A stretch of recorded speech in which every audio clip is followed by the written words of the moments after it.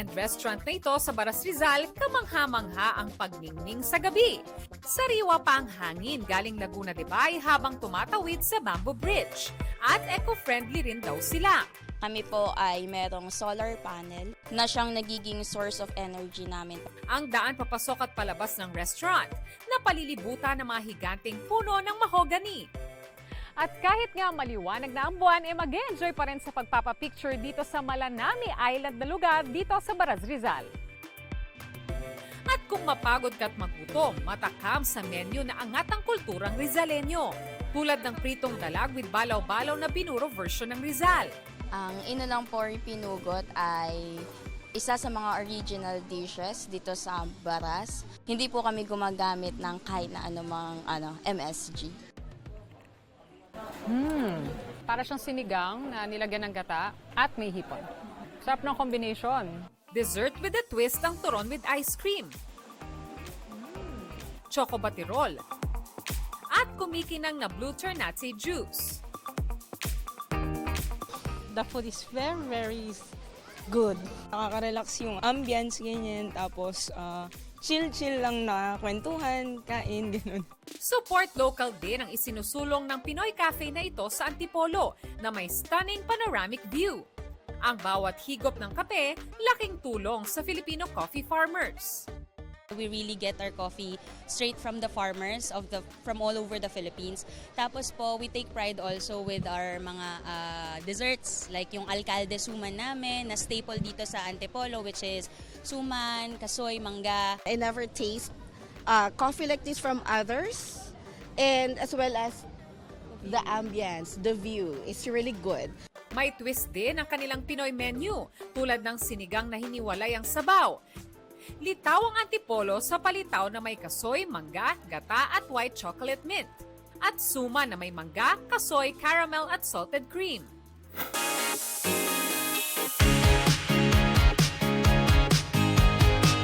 Mula sa ilang pirasong Ilocos Empanada, ngayon may mobile food truck ng negosyo si Angelo.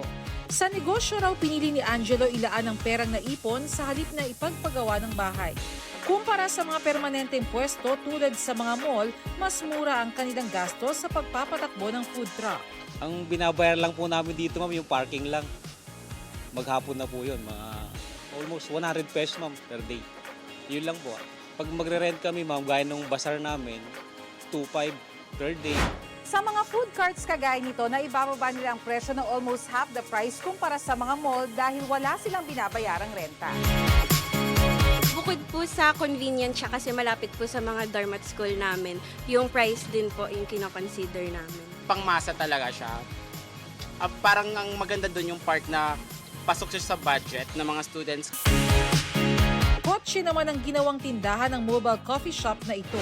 Niloload lang sa likod ng kotse ang mga gamit at nilalatag sa mga tambay nights na talaga namang pumatok sa masa. Menos gastos din sa renta dahil sa gilid lang ng daan o parking area ang setup nito. Dati namang tauhan sa isang takoyaki store si John John hanggang sa nakapag-ipon at nagtayo ng sariling negosyo. Gamit ang motorsiklong nilagyan ng side cart na may lutuan, nilalako ni John John ang takoyaki sa mga matataong lugar tulad ng mga paaralan. Naging tauhan po. Tapos pag nag-aipon po, nag-negosyo po ng sarili. Kaya nakumpisa dito ng FBCA po. Niluwas lang po namin. Niluwas po namin dito. Wala pa po takoyaki, no? Kami pa lang po nag-uumpisa. Masyadong masakit sa bulsa kung o-order po tayo sa mga restaurant. So ayun, from time to time, need lang po natin magtipid.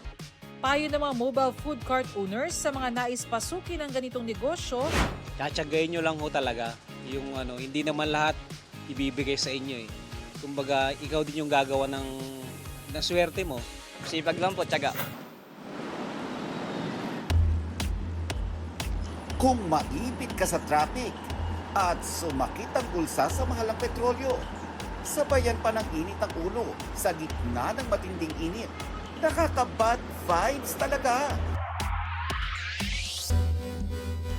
Pero ang TNVS driver na si John Michael Melo, good vibes ang paandar. Ang kanyang pampa-GV, mga freebie.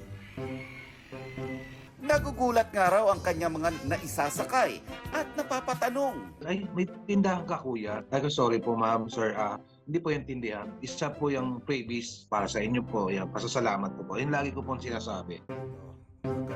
May pa-snacks, drinks, at hindi ka maiinip sa biyahe pa dahil meron ding pa-wifi, pa-film showing, at pa-karaoke.